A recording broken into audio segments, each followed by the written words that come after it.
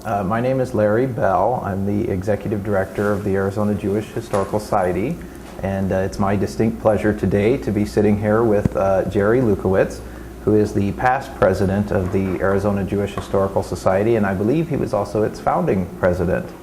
And Jerry is also a longtime resident here in Phoenix, and we're going to be talking to him a bit about some of his experiences here in Phoenix throughout the years and also his involvement with our organization.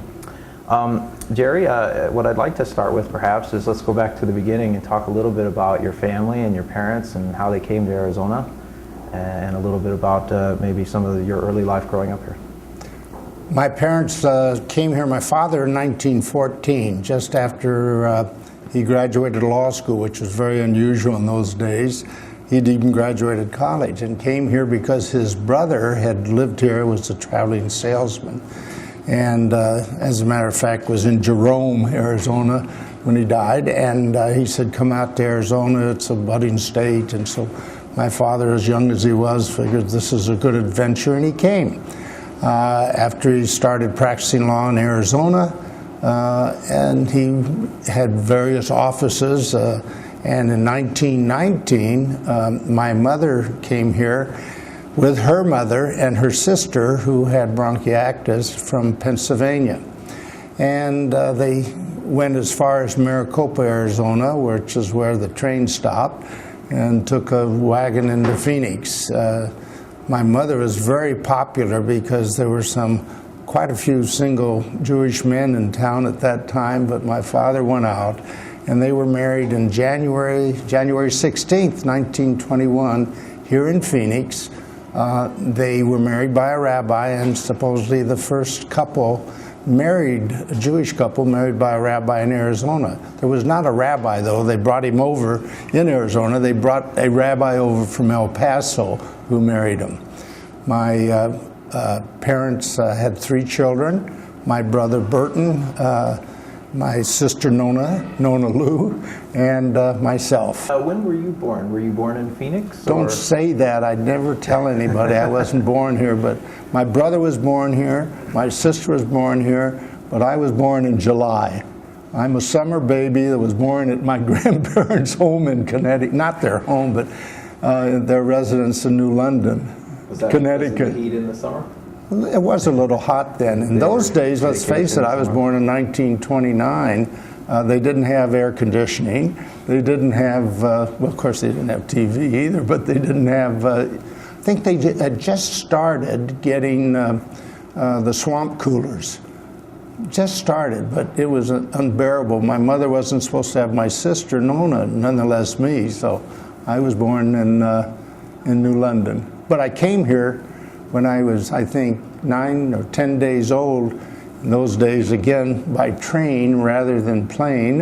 So what was it like growing up in Phoenix during, the 1930s, 1940s, even into the 50s? Well, it was very nice. It really was a delightful city. I think when my father came here, there were about 30,000 residents. And the streets, of course, were not paved. And downtown consisted of I'd say probably Roosevelt to Jefferson or Jackson, and 7th Avenue, 7th Street, and it was very small. And they built the temple in 1920, I believe, on 122 East Culver. Tell us a little bit, if you would, maybe about your professional life. I know you're an attorney now, and you've had several different careers that you've been involved in. Well, I did go to law school. I went to 5 different colleges, as a matter of fact, and I got 2 degrees. But one was an undergraduate, and of course one was the law degree that I got from the University of Colorado. And I went to work, my first job was with the Attorney General of Arizona. I got a job there. In those days, there were only about 15 assistant attorney generals, and we each had I had 14 agencies that I represented. One of them was the Liquor Department, the Corporation Commission, the Structural Pest Control Board, the State Treasurer for garnishments, the State Mine Inspector. I mean, everyone had to have a lawyer, and I was one for those agencies. I know one of the things that I would say distinguishes you from, in particular, is your civic involvement. I'm wondering if you can tell me some of the civic organizations, both Jewish and non-Jewish, maybe that you're involved with in the community. Well, I learned a lot from my parents. They are wonderful people and very involved in the community, and you learn from that. And as a result, I became involved in community activities. You mentioned about being a member of the Phoenix Thunderbirds. Yeah. The Thunderbirds are a division, or a committee rather, of the Phoenix Chamber of Commerce. And the whole thing was to promote Phoenix through sports. That was our charge. There are only 55 active Thunderbirds in this huge city. There's a bunch of us that once you get 45, you have to be what they call a life bird, and we all participate. Of course, the biggest money they've raised each year of the last few years, they have raised over $8 million from their open, and they've even made a contribution to the Historical Society. But they made charitable donations of $8 million, and I really consider that, apart from being president of the Arizona Jewish Historical Society, one of the greatest honors I've received, single honor, because of the work they do. Who were some of the other people in the Thunderbirds that you knew? Oh, gosh. When you go back at one particular point in the Thunderbirds, and there's a picture of Paul Fannin, who I think at that time was governor, Jack Williams, who was mayor of the city of Phoenix, and Barry Goldwater, who was the U.S. Senator. I mean, and we still have members that are active in the community in other areas. When they tried to clean up Phoenix in 1950, I think it was, and Barry Goldwater and Harry Rosenzweig were selected for the city council along with 6 others. But anyway, I got involved, and eventually I was on the city council as a charter government. I served 2 years, and but meanwhile I was involved in a lot of other activities. I think one of the when I was bar mitzvahed at the Cutler Plotkin Heritage Center, my father was president. My mother and father were organizers or founders of the Temple Congregation Beth Israel now.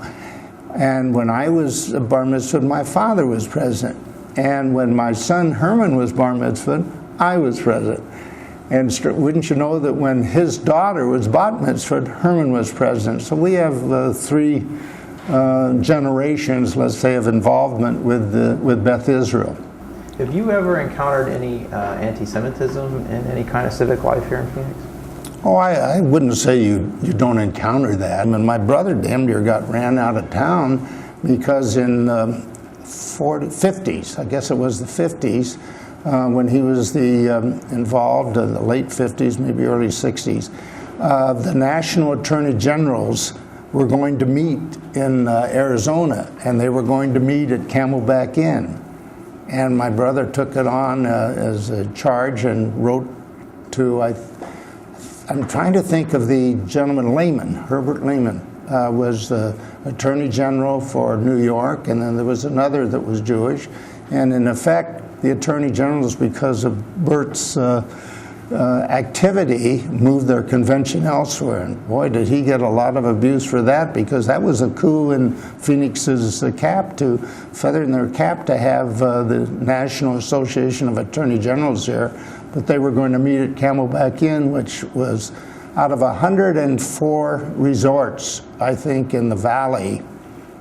I may be off 6, whatever. Everyone except the Biltmore Hotel excluded Jewish residents or Jewish tourists. Everyone, and it's broken down now where thank God for all the change of time, as well as for the work that the ADL and others do.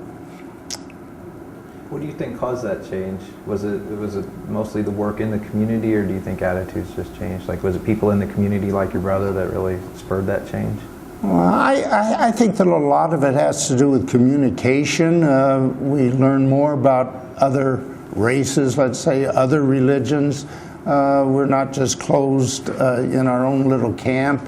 That plus, it's an evolution of individuals. There's still prejudice, obviously, or ADL and American Jewish Committee and other, NAACP, they would be non-existent. But there's a reason for them, and we have to continue that. I want to ask you one more last question, if I can.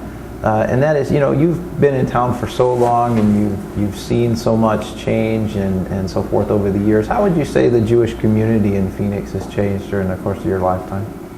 Well, I think they're very active, number one. Number two, they're very diverse. I don't know how many synagogues there are. There was one, Beth Israel, and then there was Bethel started shortly thereafter on 4th Street in Fillmore, and now I think there's some 20. It's just a fabulous thing, and there's activity, not just in individual activity, not just in the Jewish community, but in the general community, and in acceptance. I think we always have someone on the city council, always have someone, at a state level, and there's an involvement, and they're not there because they're a token, they're there because they've earned that position.